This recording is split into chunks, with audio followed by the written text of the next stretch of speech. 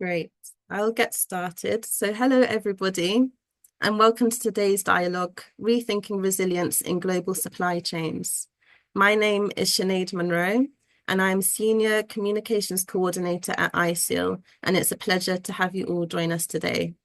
So a little bit about ISEAL. If you're not familiar with us already, ISEAL is a global membership organization, and we work with sustainability systems, businesses, and policymakers to strengthen the effectiveness and credibility of voluntary sustainability standards.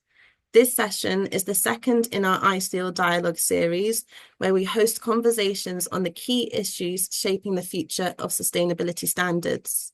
Today, we are going to be discussing what resilience means in the context of increasingly complex supply chains, what it takes to strengthen the resilience for producers and other vulnerable actors, and how sustainability systems are evolving to support long-term resilience. Before we begin, we have a quick bit of housekeeping. This dialogue is being recorded, and the recording will be shared with all registrants in the coming days. You'll also be able to watch back via our YouTube channel and our website, and it will also be circulated in our newsletter. We are keen for this to be an interactive discussion, so if you have questions for our speakers, please submit them using the Q&A box. We hope to bring in as many questions to the panel as possible.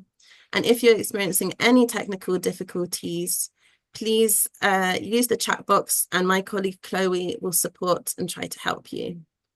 So let me briefly outline how the session will run today. Shortly, I will hand over to Vidya Rangan. Vidya is ISEAL's Director for Policy and Engagement.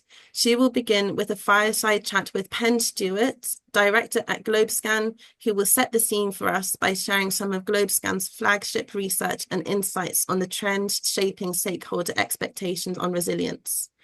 We will then move to a broader panel discussion before opening the floor to questions from the audience.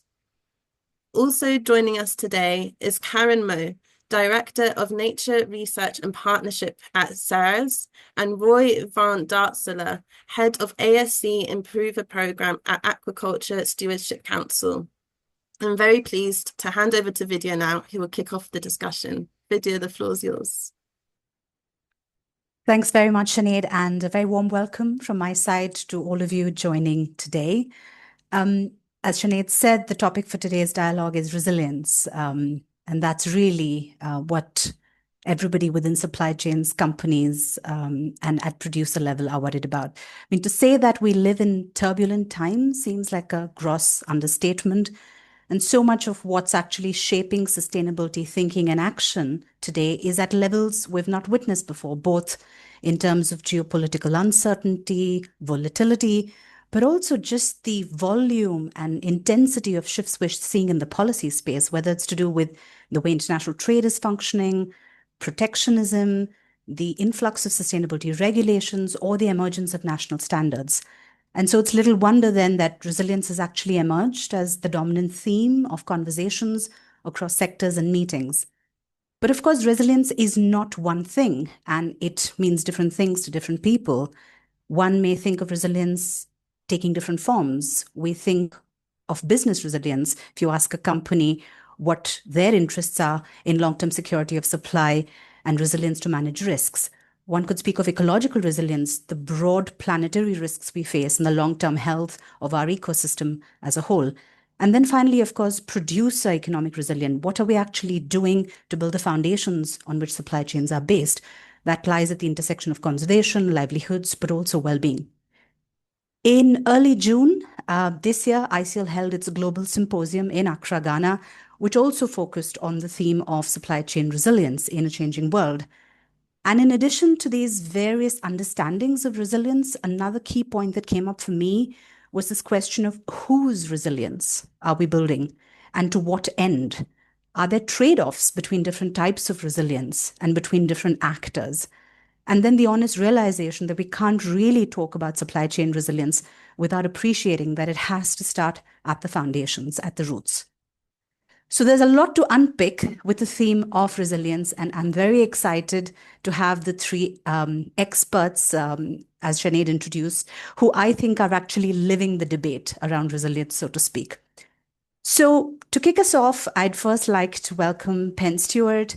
Penn, you work with GlobeScan. You have been very closely involved for the last few years in GlobeScan's flagship international research that focuses on sustainability. And prior to that, of course, you've had more than a decade of experience working with companies on their sustainability strategy. So let's set the scene a little bit for our listeners. Could you share with us some of the key insights that are emerging from GlobeScan's most recent research that speaks to questions of resilience, risk, and uncertainty that supply chains are facing today? Sure thing. Well, thank you firstly for the invite to this really fascinating discussion, and also for setting the scene so well already in terms of the many different kinds of resilience. So what we see in our studies, and we do studies with sustainability leaders globally, we also do studies with corporate affairs leaders globally. All of those professionals are highlighting geopolitics and war as a number one stressor, challenge, and really supply chain disruptor. Of course, there's also things like climate change impacts, especially with the forthcoming extra strong El Nino, which no one is quite sure exactly how big an impact it's going to have, just that it will be very severe. But maybe rather than talking about the ones that many people will already have heard of a lot, I want to take inspiration video from your point of what are the different kinds of resilience. And I want to talk about another common topic, but AI, and particularly AI data centers.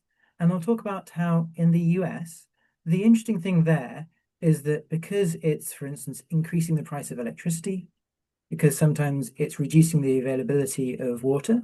Now, those can be supply chain shocks in their own right to different supply chains in those areas, but also to the community. So the community resilience is declining because of these in some specific areas. And that means there's an interesting bipartisan support or bipartisan rejection of data centers in many jurisdictions. And we're seeing a lot of the same noise in Europe too. It's just in the US is where it's happening fastest.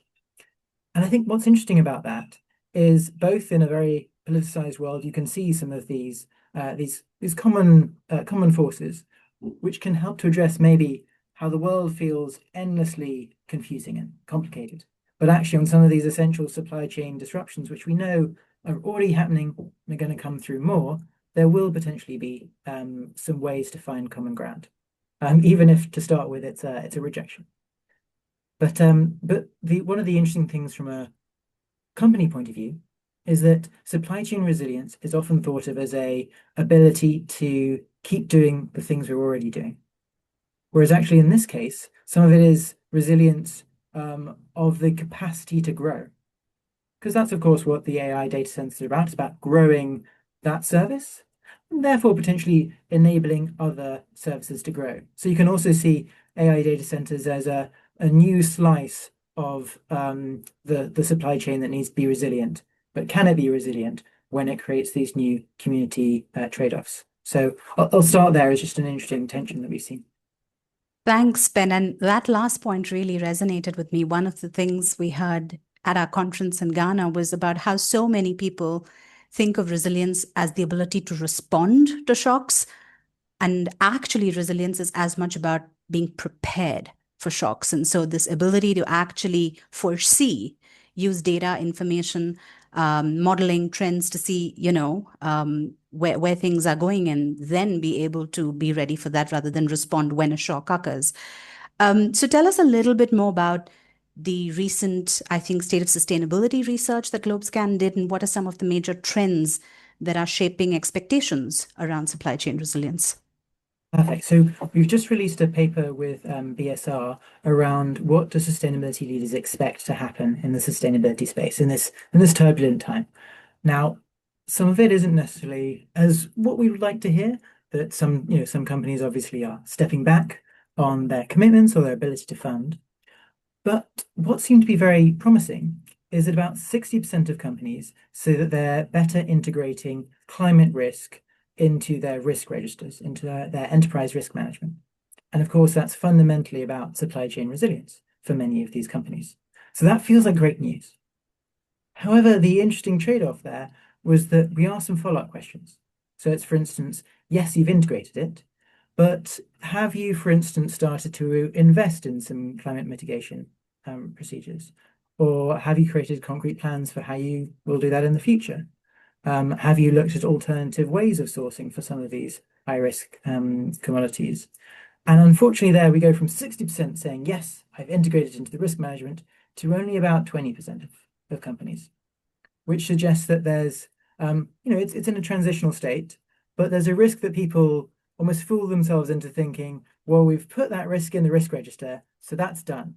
Almost to your point, Vidya, it's the, well, we know if it happens, we'll be ready to respond, but actually you often need to start the preparation rather than just wait until it happens and then say, and now we're going to write off this much in losses. No. How do we make sure we don't see those losses in the first place? It's kind of something that we certainly think is a more effective approach. Yeah, absolutely.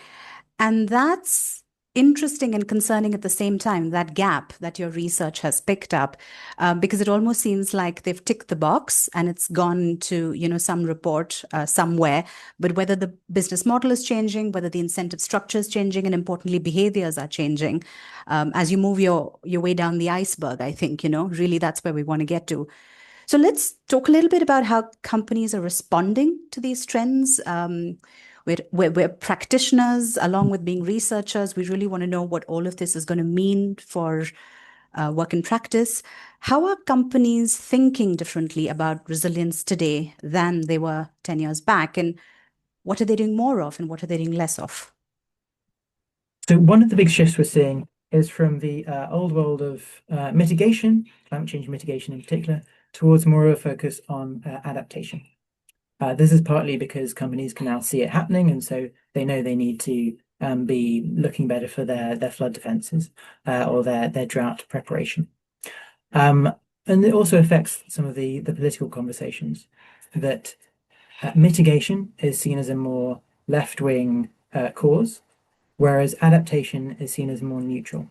So that means some companies can more easily invest in adaptation, even if it doesn't mean that it's going to avoid future problems, because it's less politically contentious, and it feels more neutral. And that also then speaks to some of the great concerns around security, whether it's national security or security of supply, that again feel like a more hard political angle to take. So that's kind of one of the biggest shifts that we're seeing. But also one of the challenges and the trade-offs, again, speaking of that trade-off point on resilience, is that sometimes resilience is battling resilience, because for consumers, resilience is the cost of living crisis, the fact that actually, since supply chains aren't resilient, prices have risen.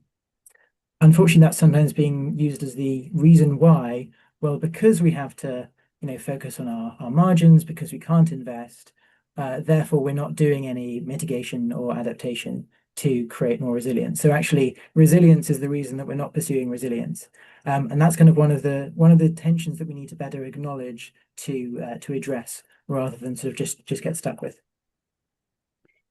That's fascinating. It's almost like a battle between different points in the supply chain, because there's no common understanding, and maybe there never will be a common understanding of what resilience is. But I'm moving to my last question in this section before we bring in Roy and Karen. Now, when you published your 2026 State of Sustainable Business Report, you summarized it on your website by saying, we're moving into a more pragmatic era for sustainability.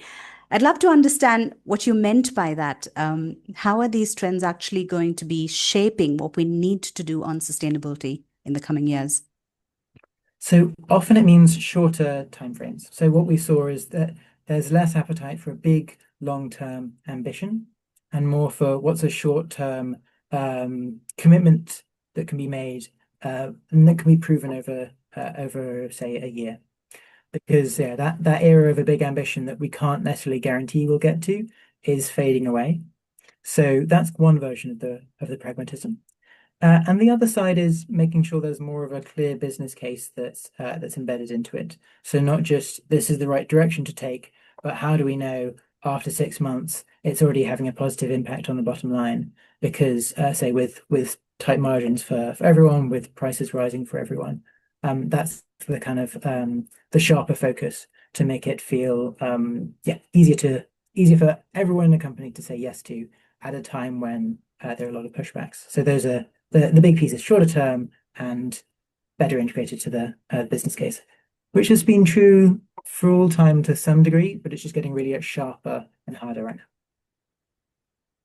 Great. Well, thanks so much, Pen, for all of that rich insight and helping me lay the context for our conversation. And really thanks to Globescan for continuing to bring out this sort of research that helps all of us make sense of the shifting trends in sustainability. Let's bring in some more voices into our discussion. So I now want to welcome Roy and Karen into the discussion.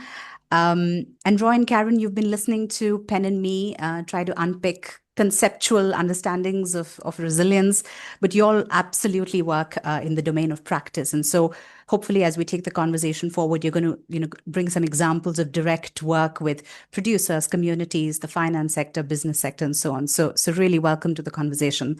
Karen, let me start with you. Tell us about what Ceres does and why this question of resilience is so central to what you're trying to achieve. Yeah, thanks, Lydia. It's really interesting to hear Pen's comments from the research because it really resonates a lot with some of the work that our organization is doing as well. For those of you who may not know, Ceres is a nonprofit advocacy organization that works to accelerate the economic transition to a cleaner and more just and resilient economy, which is a very key thing within our own organization's mission. And we primarily work with institutional investors, companies, and policymakers to integrate sustainability into their business strategy. And by really making that clear business case of why sustainability is part of the core sort of a value proposition.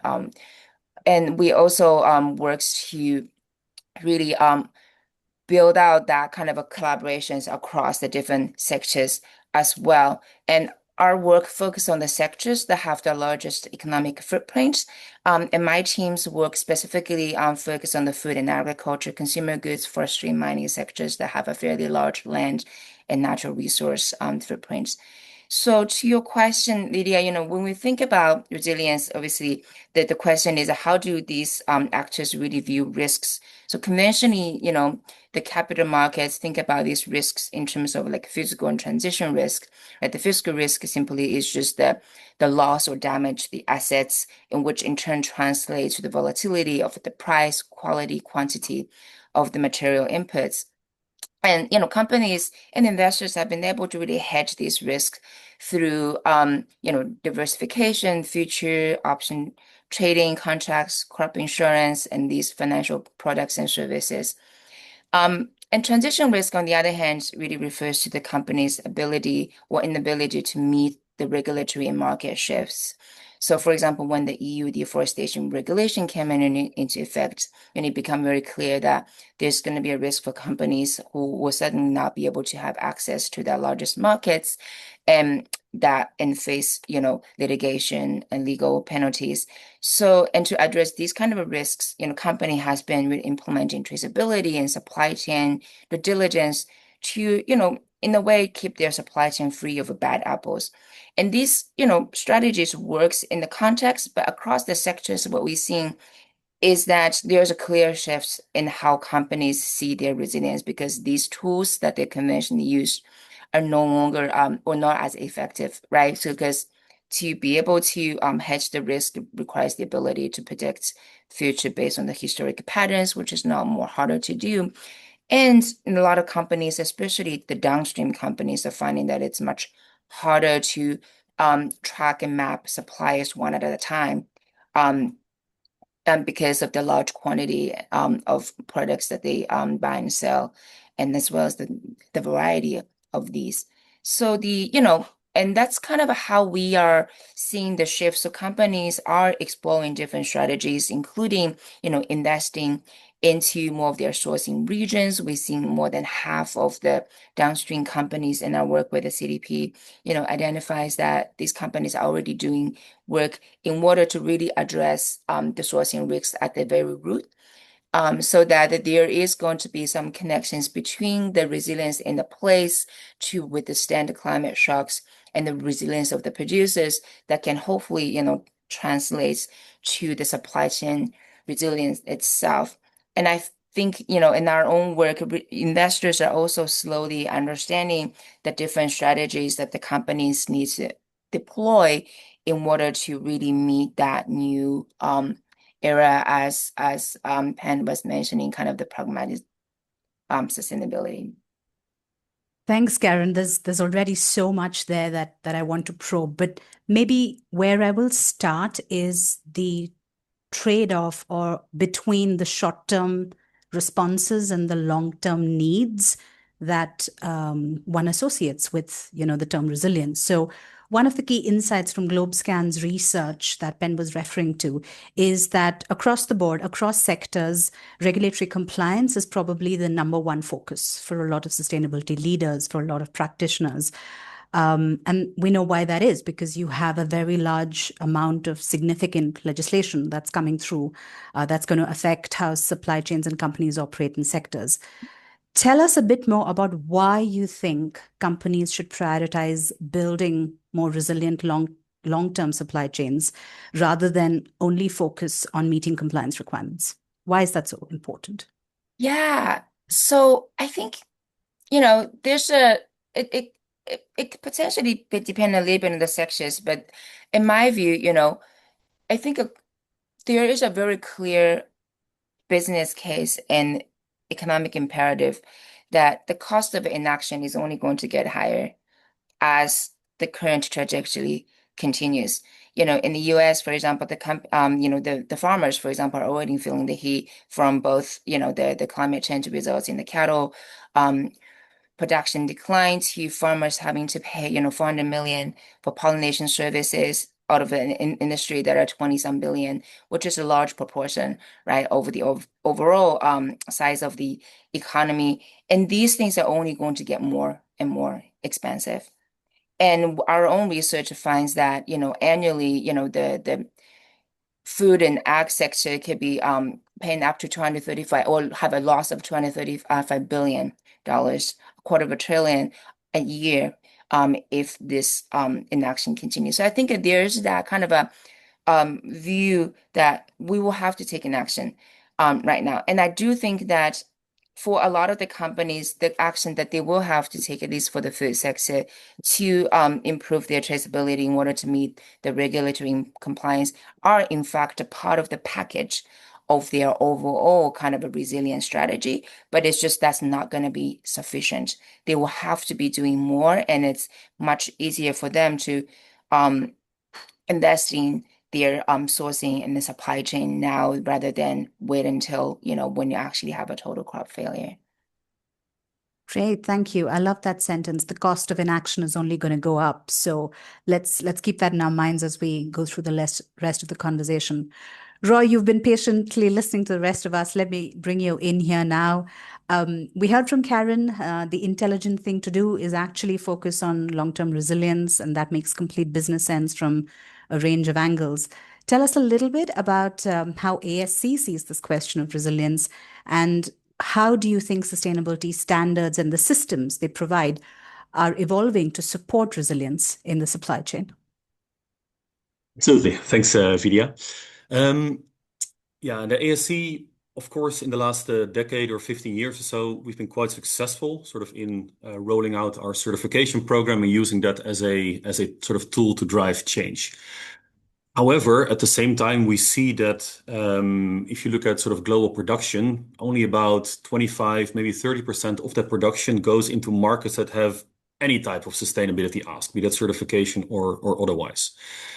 So for us, looking back, we sort of see that this decade of using markets-based approaches, driving certification as a means of driving change has been a great thing. But looking ahead at the coming decade, we see that much more is needed. And we see really the limitations of sort of what certification can do in terms of driving good performance and the resilience that comes with that. And we see that much more needs to be done in terms of working with sectors for whom certification is not attainable or doesn't drive that value proposition. And for us, it creates, I guess, a question in terms of like, how do we repackage some of the, I guess, the good elements that we have in our standards? How can we repackage that into things like codes of good practice, things like engagement with the capital markets to really drive the bottom line, I guess, value proposition for farmers in the supply chain, whether that's about reducing risk, whether that's about increasing access to finance, whether that's about driving diversification. So it's not only about selling into markets that are asking for certification, but perhaps it's also about sort of generating opportunities in local or domestic markets.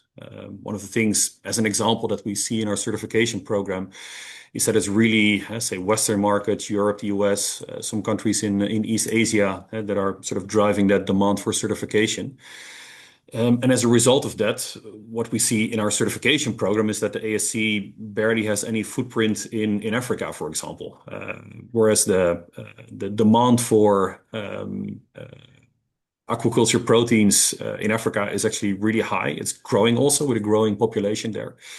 But simply because all the fish stays in the continent, mostly in domestic markets and a little bit of regional trade, the certification program is not really working there as a driver for change.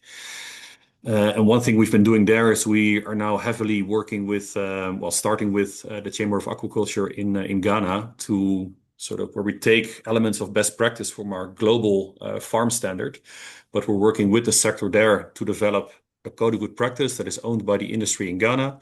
It really focuses on elements of best practice and risk mitigation, taking from the ASC standards that should be done by any farmer at little or no sort of cost or investment, but are really best practices that should be followed in order to drive bottom line performance of the farm and mitigate some key risks. And then around that, we can sort of develop a bit of an ecosystem of direct values for producers around developing a market domestically and also around creating incentives around access to finance. There is actually an opportunity to sort of work with banks and investors that are quite interested in putting their money sort of into the right companies, into the right producers, but having then a language that is not a certification, but perhaps it is a code of good practices that can help them differentiate between what does a conventional producer look like versus what is a producer that follows sort of those best practice elements. It can create sort of those additional value proposition that ultimately will help producers become more resilient, right? In terms of how they market their products, in terms of how they get access to finance. So this is all sort of part of a paradigm shift for us as a certification program. That's what we were the last 10 years to a program that's much more holistically looking at how can we drive that value proposition for responsible aquaculture much more globally with a footprint in domestic markets and with partnerships in many countries that we were not before. That's really interesting to hear. And I like your use of the word paradigm shift because, of course, sustainability standards have been around for 3 decades now, and they wouldn't be doing a good job of staying relevant if, they just stuck to the models that came up, 20 years back. I'm going to come back to you, Roy, but let me bring in Pen for a minute here. So, Pen, you've heard Karen and Roy talk about the connections between business resilience, producer resilience, the role of the finance sector, and how tools like standards can help support supply chain resilience. But it still feels to me like there's a perception action gap here, right? Like people want lots of things and the ability for supply chain actors to invest is not that high. So maybe this has to do with the point you made earlier about changing expectations or even multiple expectations from stakeholders about resilience. So Where do you see the biggest gap today between what stakeholders, whether they're consumers or investors or shareholders, are expecting and how businesses are responding? Is building resilience even possible in this push-pull context, or is it a pipe dream? So hopefully it's not a pipe dream. I think we all need to keep that in mind. And if it seems to be one, how do we change it so it's not? So one of the biggest challenges that we see in a lot of the work that we do with clients is the short-term bias. So resilient investments in resilience don't make sense because there's a discount on future value in favor of present value. So that's one of the biggest things that gets in the way. So that meets the expectations of short-term investors, but it fails to meet the expectations of, say, long-term investors, for instance, pensions. So that's again, it's resilience can mean different things to different people. Is my balance sheet resilient over the quarter that I'm trading, or over the years that I want to hold a long-term investment? So that's at the heart of a lot of it. In terms of some of the other gaps, well, we see a lot of because we also do research with consumers as well as with experts. And again, that's where we see there are some real fundamental frustrations with how unfair everything feels to people, with inflation rising, with the rich seeming to get richer and richer. So there's sort of the system doesn't feel resilient to people. So again, it's a different sort of resilient of is the way that we're living, does it feel like it's under strain? Has the middle class dream disappeared? Has that sort of crumbled just as a supply chain might crumble? So that's one of the macro challenges there. And overall, I think can we close some of these gaps? I think we can, but one of the areas I think we might need is, for instance, we're doing some work with the Capitals Coalition on some of their tools to measure capital beyond just financial. So natural capital, also social capital and human capital. And closing the gaps by getting a common understanding of here is where pools of value are that we can measure, that we can understand, and therefore we can have a common conversation rather than having a conversation about rights over here, a conversation about ecology over there, and a conversation about short-term profit over here. If we can bring some of those conversations together, we can start to close some of the gaps, make sure some of these things are actually funded, and therefore create some meaningful change. Really interesting. And for anyone who hasn't looked it up, the Capitals methodology is really fascinating. It's been around for a while now, but it's starting to be applied for some very fundamental questions, which I think makes it super interesting. Thanks, Ben. Karen, I want to bring you in to help me and all of our listeners unpick another dimension of finance sector business action and the future, which is all of the currency and momentum we're seeing right now around reporting and disclosure. So, of course, there's been disappointment of what ESG reporting has, or more importantly, has not been able to achieve over the last 2-3 decades. But there's, I feel, renewed hope now around the shift to sustainability reporting, double materiality, and that being a lever that could turn this wheel. So with so many companies not having a choice anymore, with reporting and disclosure becoming mandatory, what do financial institutions really look for from corporate disclosure? How is that linked to questions of resilience, or how they make their, investment choices? And do you think tools like sustainability standards can help meet those expectations? Yeah, I'm really glad you brought that up, because I think that is really core to a lot of the the work that we do, and maybe which just preface, perhaps it's common sense, but we do have to also understand, as Pam was saying, that there's different types of the investors, and they look for different types of kind of corporate performance indicators, and they have different tools there in their kind of toolbox. And the majority of the institutional investors that series work with are the asset owners and asset managers, some of the pension funds, etc., that have a much more longer term view on these. And when investors are really looking at, and these investors primarily invest in the public equity market, so they buy the shares of the companies in the stock exchange, and they often, what they look for, are they trying to really understand how the company's kind of stated goals really aligns with their financial planning strategy, capital allocation, and governance, right, across all their business and operations. And they're looking for consistency and clear evidence of outcomes and impacts to have assurance that the company understands the risk and they're taking actions. And to Penn's earlier point, the research that there's big discrepancy there. That's also what we find in our own analysis of a lot of these company benchmarks that we do. And that is a very big kind of a considerations that we are trying to kind of bridge that gap. So for example, if the company have 1.5C aligned targets, how does their implementation actually lines up, right? In the climate space, there's a much more defined methodology and there's much more aligned to stakeholder expectation in terms of what that 1.5 aligned capital allocation might look like for certain sectors, such as, steel or transportation. I do think that that's much harder when we started to look into those industries that I mentioned that are more aligned with sort of the nature biodiversity, have a heavy dependencies and impacts on our natural ecosystems. And that's where I think, the sustainability standards can really play a big role here because investors are looking at what does a good look like and how does that actually translate to the overall corporate level, risk management.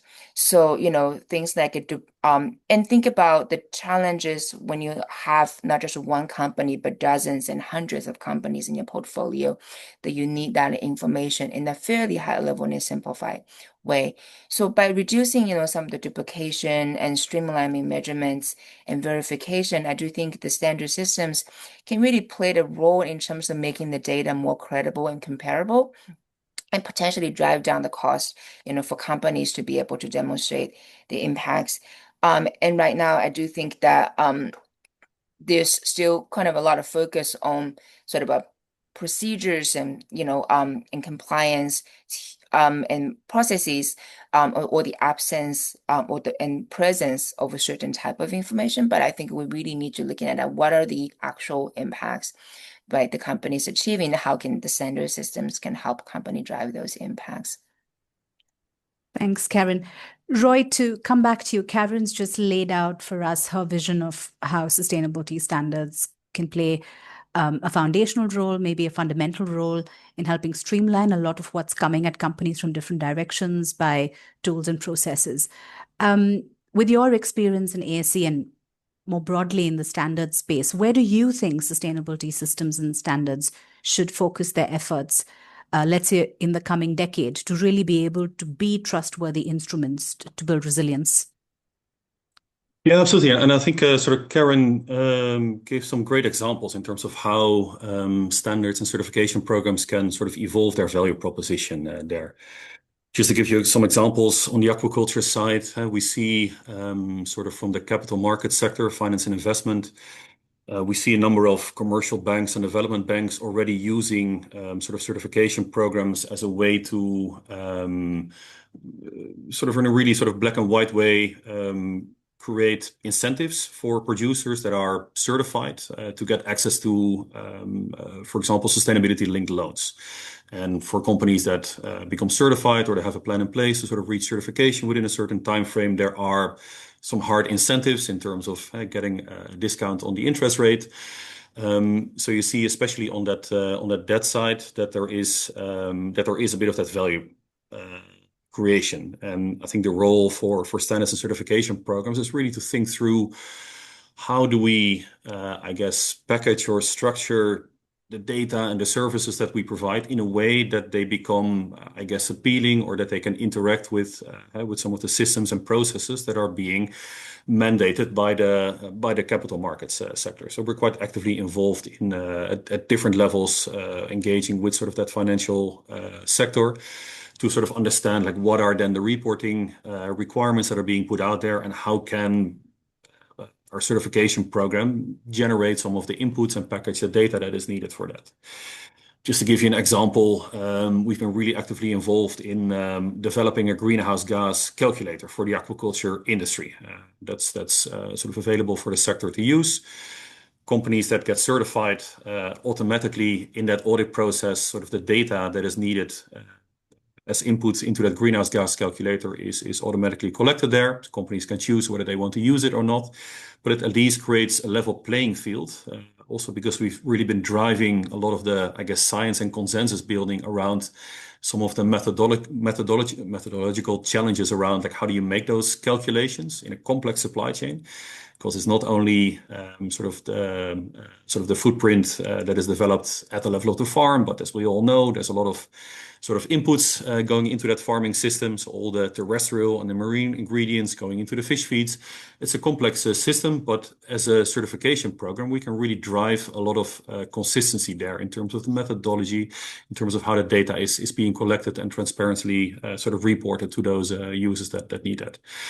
So I think that's where a lot of the great opportunity is. Actually, I think ISEAL themselves play a fantastic role in there. As I mentioned, right, aquaculture is not an industry by itself. There's a lot of terrestrial plant ingredients going into those supply chains. So also for us, understanding, having a dialogue with other ISEAL members like RSPO, like RTRS, but sort of many standard setting systems. Having that type of alignment and speaking the same language really helps to sort of create consistent methodologies and communicate transparently sort of to that web of stakeholders that could benefit from that. And that's just the standard certification systems for us. Then also it's about how do we then move that into that improver space. But again, I think it's really about thinking through how do we create that value proposition, thinking about standard setting organizations as not just doing certification, but really delivering a suite of assurance products into supply chains. Yeah, thanks for sharing that, Roy. And I think your insight really speaks to this dimension of the role standards play that's sometimes overlooked, which is of building sector consensus, building sector transformation, bringing all stakeholders onto the same page, and then producing public goods that, entire sectors can use. Great, thanks for sharing that. I'm going to just invite the audience again to start putting in some more questions. I'm bringing this section to a close, so we'll come straight to your questions next. And Pen, I'm going to come to you for the last question. I'm really, really curious about what you're going to say to this one. So, as you know, defining credibility and, sort of understanding credible practice is a lot of what ISEAL has been invested in for many years. So looking ahead, what do you think will most clearly distinguish credible approaches to resilience from, let's say, weaker or more performative ones? What do partners, businesses, stakeholders need to look out for? I think credibility will be acknowledging some of the trade-offs that are real and that sometimes haven't been acknowledged. So there's the idea of sustainability always being a win-win, which has been in the industry a lot. And sometimes, there are at least a short-term trade-off. So let's make it specific.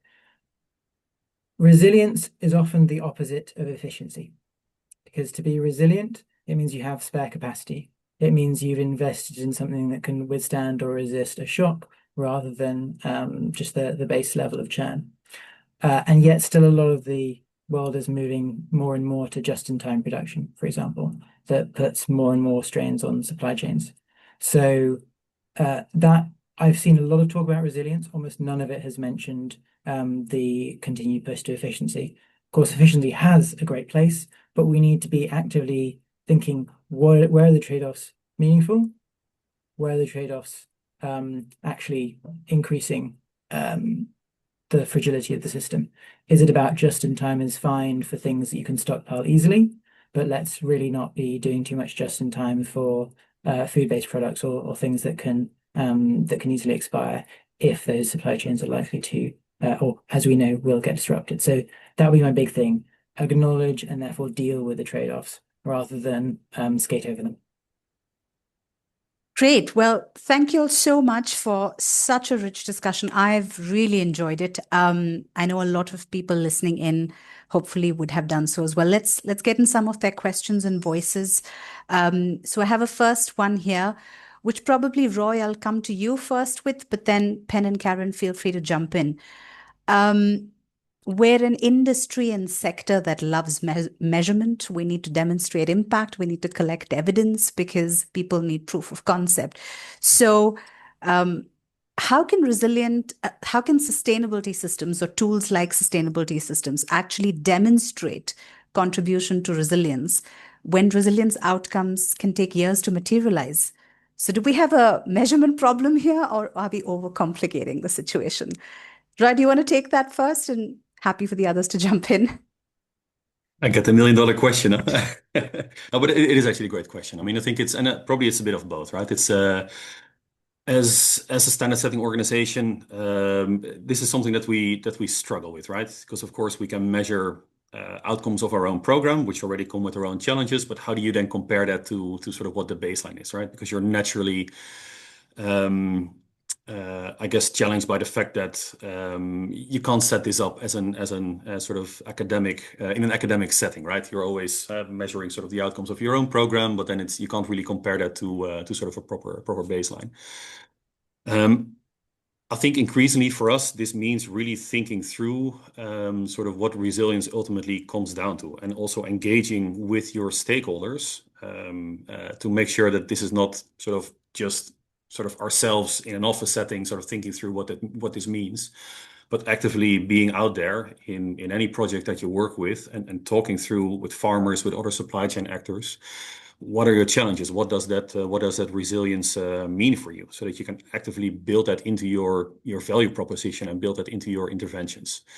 I think Pan made some really good points around sort of resilience and the trade-offs that you see there, and that's a reality, right? I mean, it's just to give you an example, we see that, for example, in our standards, the topic of animal welfare is increasingly of importance.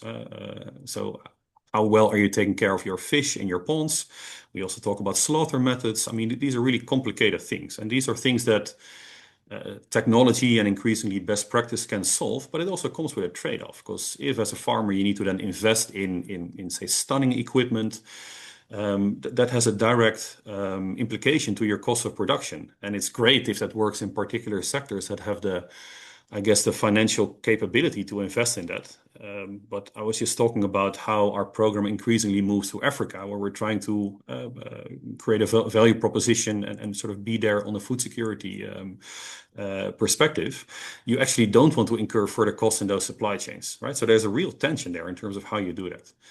So I think as a standard setting organization, being actively out there, engaging with your audiences, with farmers, supply chain actors, but also on the other side, with sort of actors in the marketplace that may have certain expectations, being able to, I guess, transparently communicate around where that tension sits, and at least try to create a level playing field and have that dialogue with actors. That's the key thing. So there's not really a silver bullet solution. I think we all need to realize that different parts of the industry might be at different levels of that, say, development or sustainability curve. But at least we're trying to sort of move the needle in the right direction. That's ultimately the thing that we can do. The other thing there is that, I mean, there is an ISEAL community that, I guess, collectively talks about these challenges. So being able to learn from each other, being able to sort of have these dialogues, that's already very valuable, because that means that, we're not the only ones that are trying to deal with those challenges, but there's many more sort of peers in our industry that we can learn from. Thanks, Roy. Pen and Karen, I'm sure you're going to have thoughts as two of the researchers in the panel. Pen, let me come to you and then to Karen. The thing. So one of the things I think we often need to do is escape from the idea that we need a perfect number, because often that's not actually how the rest of business decisions are made. Let's think who needs to make a decision and what motivates them. So really good example from a client that we work with. They found they'd been working on water scarcity for a long time in a water scarce city. And because of that, when there was a drought, the city municipality prevented a lot of, or severely restricted the amount of water that other companies could abstract. And this is for drinks. So that meant that suddenly they were able to gain a lot more market share. They were able to grow a lot more because of all the good work that they'd been doing.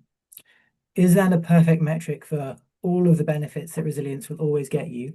No, but it's a story about competitive advantage and growth in a highly competitive industry where people love to talk about those things. So that's then the right kind of story, or in this case, data, because there was data for how much less water others could use, and that becomes part of the way to convince. So not just thinking we've got to go away and develop our own perfect numbers and systems, and then when it's perfect, that'll convince everyone. Actually pause and think, who are my decision makers? How am I going to influence them? Because I say that's what we always find whenever we work with a client. Our first question is, what are you trying to achieve, and who do you need to convince? Because that's more important than an abstract answer. Thanks, Ben. Karen, I know you'll have thoughts, and I'm going to weave in another one from the audience because this is absolutely in your wheelhouse. So we have a question from the audience that there's sort of new tools like sustainability fusion indices and so on that are trying to measure the value of sustainable investments. And is it possible for us to think of levers of building business resilience that go beyond just meeting regulatory requirements or other things? So what is the scope to actually merge some of the new and emerging tools, indices that the finance sector is getting behind to actual practical supply chain resilience and shifting systems and behaviors, which is what we've been talking about? Do you have any thoughts? Yeah, those are really interesting kind of, question, in particular, thinking about the role of innovation, because what Penn was saying earlier, how do you think about resilience? Is going to be the ability to doing more of the same, or is now that with the technological and other advantage that we have to actually be doing things differently, to doing things better? Is that what the kind of a muscle memory that the entire industry will have to build? And I think the finance sector is grappling with that kind of building that new muscle that is different from just plug in the old fashioned kind of spreadsheet to figure out how does the company performance fits within the existing model. And I think that there are a lot of innovations that are coming out in the sustainability space with availability of a lot of the data and with the AI kind of assisted type of analysis. I do think that there's still probably, a way to go for these to become a mainstream, in part because, the finance sector is very heavily regulated. And then a lot of the mainstream, financial institutions that we work with, they are more of an only conservative, and in the sense that they wanted to make sure that they actually use the tools that are tried and tested, that they exactly know how to engage with these companies. And that's part of the reason why we have to do a lot of that translation of these sustainability data into more of a corporate performance, in which does not always come out to be kind of a very clear-cut cases, as we've been speaking about. However, I do think that conceptually, a lot of companies do understand that you cannot keep doing more of the same. As I was mentioning, companies started thinking about, like, how do we get more proactive about hedging the risk in the places where the production happens. In agriculture, again, we see a lot of evidence in that. And tying back to the earlier question of the role of the sustainability standards, I think bringing these kind of stakeholders together, kind of the role of a convening, that is very much kind of under valued and under really appreciated by the stakeholders, is kind of a key there, because in many ways there's that qualitative element, even though measurements are very important, which is something that I said earlier. The qualitative element is also key to kind of overall the resilience of the supply chains. Like, for example, trust. Like, how do you measure the trust between the producers and the buyers? Like, these are the kind of things that we still need to be able to value and be able to continue boost with our kind of work. Thanks, Karen. Roy, there's a question that's to ASE as a scheme, and I'm going to bring that to you. So the question is really about understanding what investments ASE makes into capacity building to support resilience. You've spoken a little bit about that, but also as costs of disruption continue to rise, whether that's energy cost or the transition cost, as Ben was mentioning, what role can standards play in defining what effective resilience investments need to be made? Do you actually guide certificate holders or others and say, hey, this is what you should be doing with your money, rather than just holding a certificate?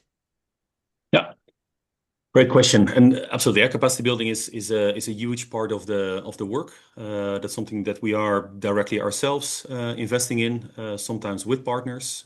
So through the Improver program, we have sort of a network, like a training of trainer approach, where we have, I think at the moment, over 100 people across Asia, Africa, Latin America that are providing capacity building support to farmers and the wider sector around how do you sort of implement certification requirements, how do you implement best practices, and they are engaging with different sort of stakeholders in those industries, from governments to feed companies. So that's a huge part of the work that we do.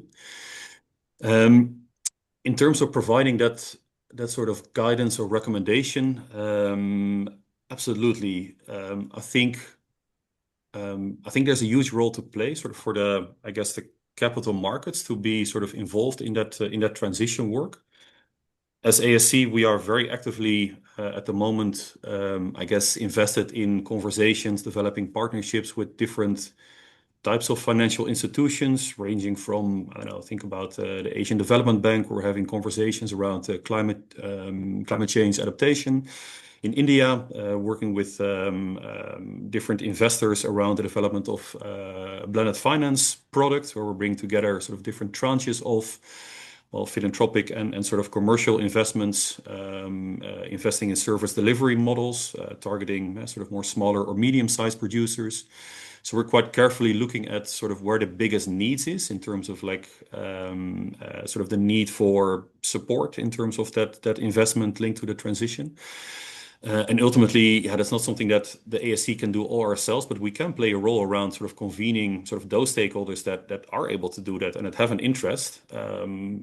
We can provide a bit of that, I guess, a bit of that common language and I guess the technical know-how in terms of how to do that. So thinking through how is our role evolving there from just being, again, just being a certification program to becoming a more technical advisor, a convener of the industry, and sort of guiding and navigating, playing a role sort of with that capital markets lens.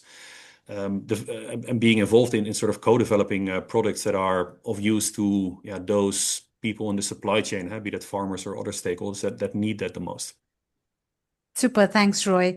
I think we have time just for one last question, and I'm going to give you the last word, Ben. This is absolutely, something that I think you've spoken to earlier as well. And the question is really about how is it possible to build resilience, and does it involve giving up on rigor? So everything that needs to be done robustly or rigorously, whether that's auditing or whether that's building a traceability system or ensuring fair prices or wages or income, needs more money. And basically, it seems like businesses are saying we don't have more money right now because we have all these laws to comply with and the bottom line's under pressure. Is there a way out? Another $1 million question. I think the one way out or way through is, to that point earlier, around a more pragmatic mode for sustainability. This is saying, how can we get more people on board, not because they want to trade off morality with cost, because at the moment cost is winning, but by saying, okay, but where is there different kinds of business case? Or again, where is there the license to expand, the opportunity to grow? Because I think part of the problem with framing everything in resilience terms is that it makes it sound like it's something that's very defensive. Whereas this is sometimes about your ability to do more, your ability to meet the growing demand in Africa for fish protein, for example, in the ASE case, the ability to keep expanding your data centers, the ability to provide new services through new kind of materials, or to electrify by making sure that you'll always be able to have those rare earth minerals. So kind of framing it more as business opportunity to attract the money needed to deliver it, rather than making it, okay, this is the bucket of sustainability stuff, which, comes with the impression of it's about morality. You're not going to get any more money. You've just got to fight among yourselves. So that would be kind of not that it's easy, but the best way forward to get more of the money, because it's going to meet a business case, and therefore you can keep getting it rather than it being a fixed pot. I love that. Thank you so much for sharing that idea. One for all of us to take away from this conversation. Well, I'm going to bring the conversation to a close and hand back to Sinead. I thoroughly enjoyed this. So thank you, Pen, Roy, and Karen for joining us. And back to you, Sinead, for closing us off. Thank you very much, Vidya. Before we wrap up, I'd like to just reiterate and thank our speakers again for bringing their valuable insights. And thank you all again for joining us today. If you'd like to stay connected with ISEAL and continue the conversation, you can follow us on LinkedIn, visit our website, subscribe to our newsletter, and listen to our podcast. We have shared links to all of these in the chat, and there's a QR on screen there to subscribe to our newsletter. For those of us interested, ISEAL's MEL training course kicks off this September, which is on the essentials for sustainability systems with 3 online sessions in September. And finally, we are very excited to be hosting an expert dialogue in Brazil on the 15th of September, designed to understand how market-based sustainability systems are driving impact in line with Brazil's public policy and market incentives. Again, you'll find details for that on our website. Thank you again, everyone, for joining us today, and we look forward to continuing the dialogue soon. Thank you.